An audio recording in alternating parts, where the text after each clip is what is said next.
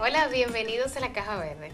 Sabemos que ya enero pues está pasando y mucha gente que había en diciembre puesto dentro de sus propósitos para año nuevo estaba el leer. Yo creo que eso, el gimnasio, es una de las actividades que más abundan de que la gente quiere hacer en su nuevo año.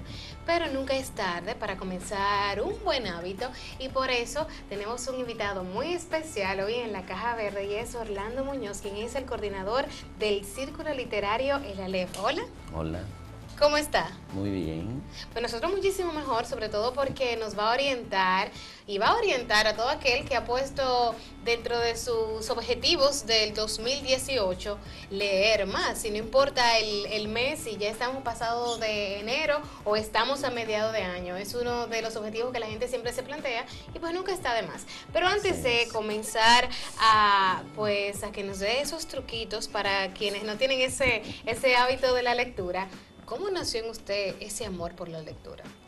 Bueno, y cada vez que me han hecho esta pregunta, yo he recurrido a la misma anécdota que en principio no tiene que ver con leer, pero sí con escuchar a quien ha leído. Mi madre, en su mocedad, en esa terrible época de Trujillo, fue de las privilegiadas que le tocó aprender a leer. Y bueno, ella se sabía muchos poemas de memoria. Y recitando esos poemas comenzó la afición por la poesía, sobre todo. Ahí estaba esa esponjita ahí Sí, escuchando. y yo creo que eso nos impactó a todos los hermanos. Y yo fui el último, en ese sentido tuve la ventaja de que no solamente mi madre, sino también mis hermanos ya eran lectores y por lo tanto recibí la influencia de todos ellos. Mi hermano mayor fue quien primero me regaló libros, pero antes de regalarme libros, yo leía a escondidas, porque si lo sabía me mataba. Pero era Los porque, cuadernos en que él escribía poesía. espérense, que usted estaba leyendo un diario personal, por eso Sí, era. yo niño y él adolescente, celoso de sus cosas. Claro. Y yo cuando él salía iba a buscarlos y leía los poemas que él escribía. Y bueno, yo creo que la lectura comenzó así, de esa manera, mi afición por los libros. Y bueno, ya luego se extendió y me hice un comprador compulsivo. Y ya estoy un poco calmado porque tengo tantos que me dedico más bien a leer los que están ya comprados que a comprar nuevos. Mire, ¿y qué dice su hermano de que parte de la influencia para leer le adquirió de leer esos escritos personales? Bueno, para mi satisfacción, él habla con orgullo de mí, con frecuencia. Dice que yo sé más que él, que yo soy más. Yo no me creo eso Que el porque, alumno es superior porque él maestro. sigue siendo mi maestro. Él fue quien me introdujo a muchos mundos de la literatura y de la enseñanza, porque también comparto con él el magisterio. Y bueno, pienso que se siente orgulloso. Ah, pero que bien escucharlo porque me preocupé un poquito cuando escuché. Ojalá mi hermana hubiese adquirido ese buen hábito luego de haber leído todos mis diarios. Por eso dejé un poquito de escribir.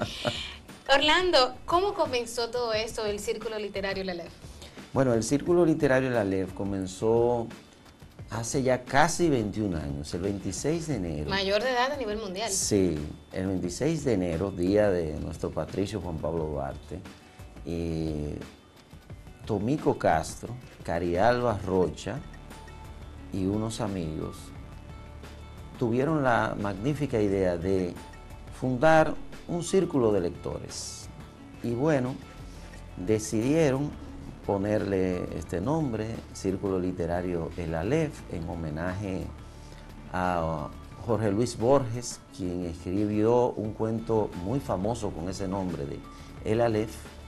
Y bueno, detrás de esa palabra Aleph, una historia interesante en la Cábala, en la antigüedad. Y bueno, hasta hoy, como dije, que vamos a cumplir dentro de poco 21 años, seguimos con la costumbre de juntarnos y compartir lecturas, un grupo de amigos desde aquel entonces, año 1997, 26 de Hace enero. bastante tiempo. Sí, así es. ¿Qué grupo, qué cantidad eran en un principio? En principio 4 personas, los que originalmente se juntaron para la conformación del grupo, pero a partir de las semanas que siguieron, Se fueron ahí adhiriendo algunos fuimos más. adhiriéndonos otros más, y bueno, ya han pasado quizá más de unas 30 personas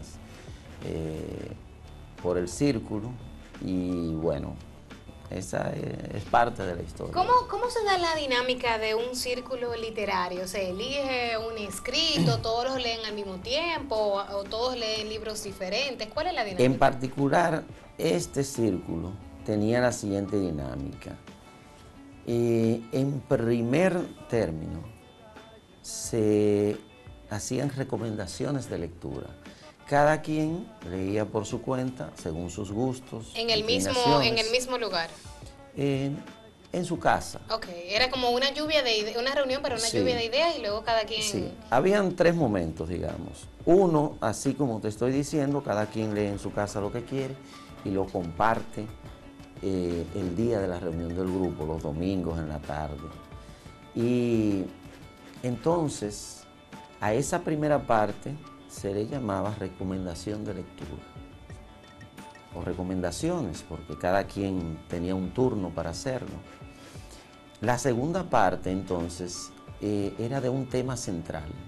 O sea, se acordaba en el grupo elegir un tema de interés, y ese tema cada quien por su cuenta también lo investigaba Y lo desarrollaba y ya en la compartía actividad. entonces allá, y se debatía. Los debates muy encendidos muchas Yo me veces. imagino.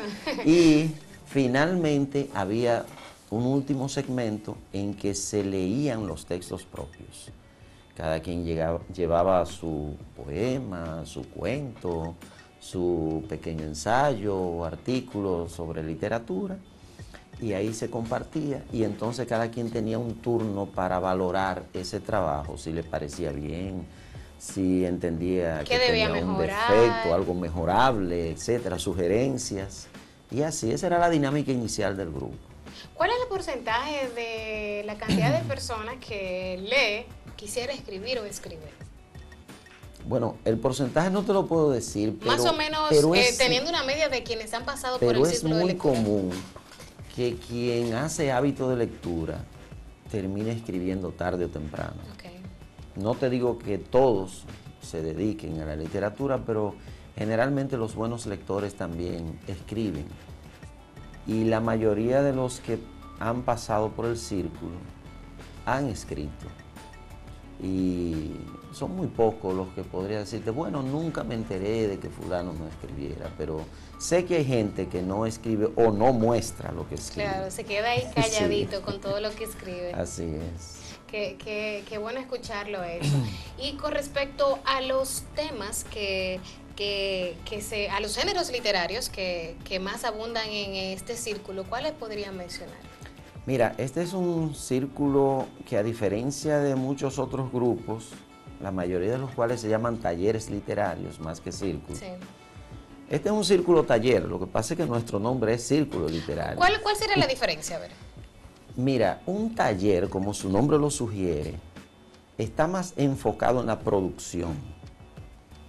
Se lee para producir, Okay. o se lee lo producido para debatirlo, para cuestionarlo, para resaltar sus valores y sus deficiencias. O sea, que un taller literario lo que busca, a fin de cuentas, es la producción literaria. Un círculo literario no necesariamente se enfoca en la producción, aunque la producción llega por sí sola. Pero lo más importante es compartir las lecturas, Okay. discutirlas, profundizar en lo leído. Esa es una pequeña diferencia entre digamos, esos dos tipos de... Entonces, ahí en el círculo, los miembros tenían diferentes intereses. y por lo tanto se cultivaban diversidad de géneros. Muchos, casi siempre, tanto en talleres como en círculos, predominan los poetas. Okay. Muchos románticos. Excepto en un taller que se llama Narradores de Santo Domingo, en que por su propia naturaleza predominan los escritores de narraciones, de historias. Entonces, en el nuestro, aunque había predominio de los poetas, también había varios cuentistas y gente también que con proyectos de novelas, dramaturgos, gente que no solamente escribía, sino que hacía teatro. Algunos participaban como actores de teatro. Artículos, ensayos. O sea, yo creo que en el taller, variado. Sí, en el taller había de todo un poco, aunque predominaban los poetas y en segundo lugar los cuentistas. Bueno, qué interesante escuchar eso. Nos vamos a una pausa con su permiso, okay. Pero al retornar seguiremos hablando del Círculo Literario El Aleph con Orlando Muñoz, su coordinador.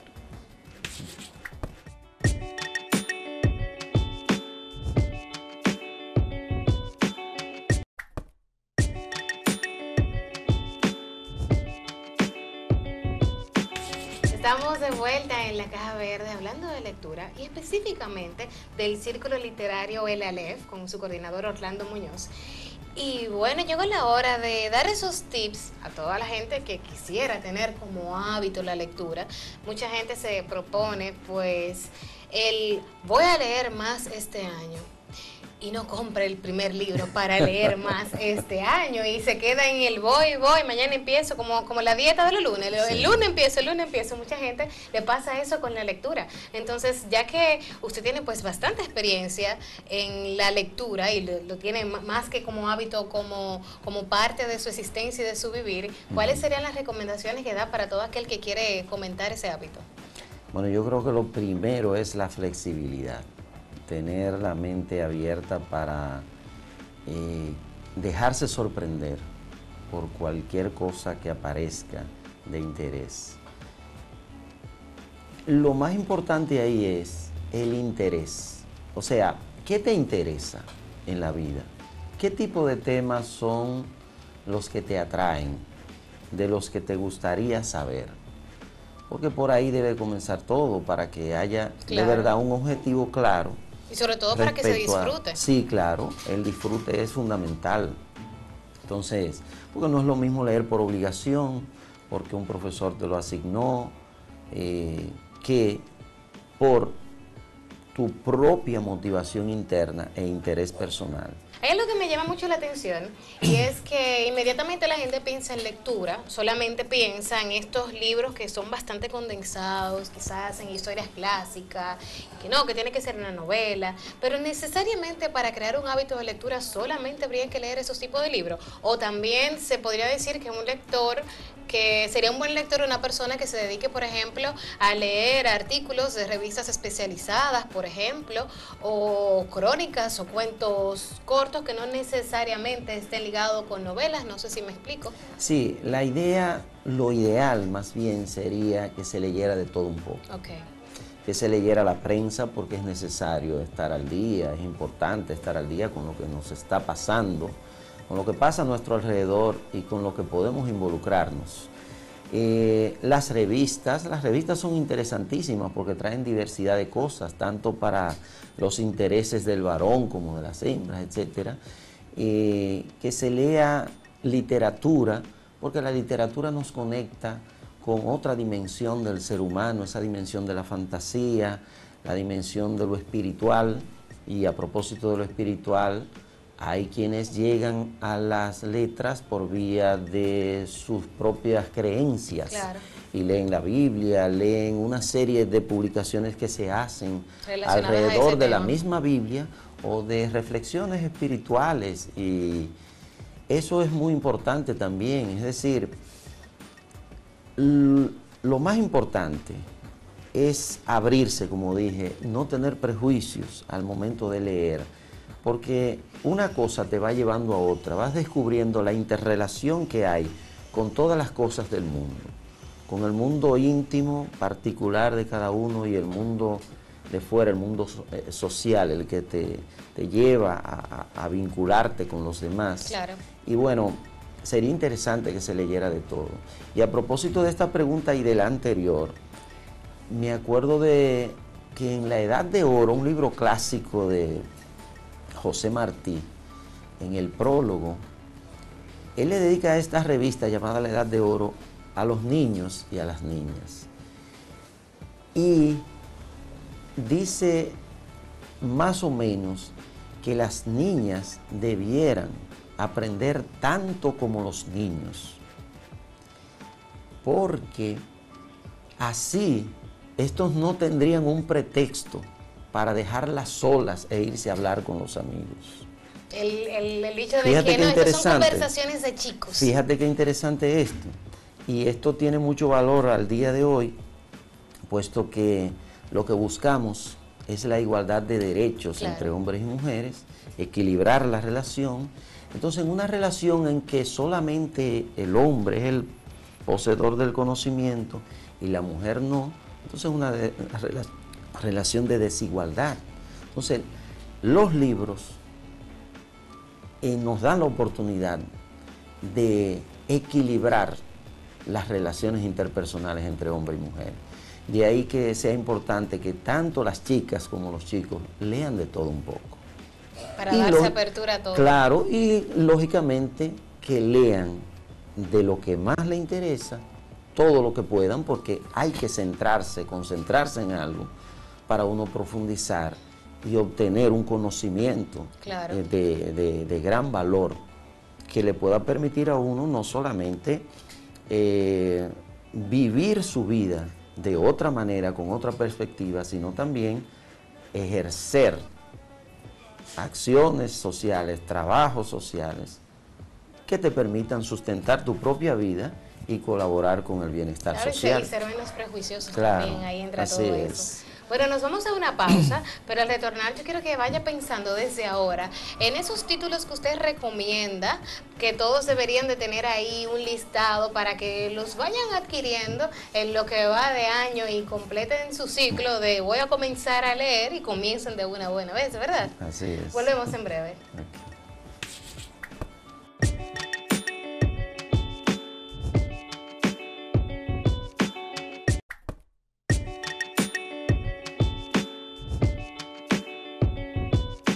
Estamos de vuelta en la caja verde y antes de entrar en esos títulos que usted recomienda leer, yo quisiera que me diga su opinión con respecto a la lectura digital.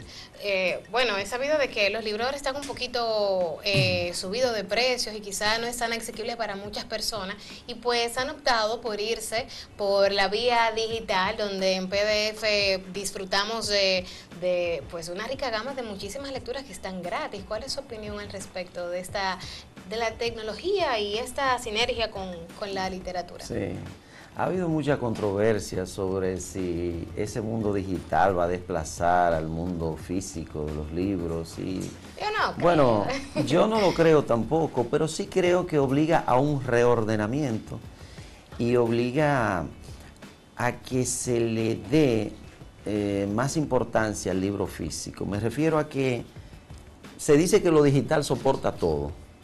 Pues debiéramos entonces tratar de que a la página física llegara lo mejor. Tanto así es. Hablemos ahora de los títulos y quisiera pues enmarcar a los dominicanos, esos títulos de escritores jóvenes y otros no tan jóvenes que todo dominicano o todo lector, para generalizar, debería darle la oportunidad. Mira, esa es una gran deuda que tenemos con el pueblo dominicano, hacerles conocer a los escritores dominicanos, porque lamentablemente en nuestro medio hay personas, hay lectores que desconfían o que no les gusta leer autores dominicanos o hablan pestes de ellos. Bueno, ese complejo de sí, yo creo que es un error porque en toda literatura, tanto en la nacional como la internacional, hay títulos excelentes, buenos, malos, mediocres, hay de todo. Y aquí también los hay, como los hay en otros países. Lo que pasa es que ya los de otros países nos llegan depurados. Y llega ¿verdad? lo mejor. Sí, pero nosotros tenemos aquí todo, ¿verdad? Entonces, lo que tenemos que tener es criterio de selección. Pero jamás, entiendo que no podemos como dominicanos rechazar lo nuestro.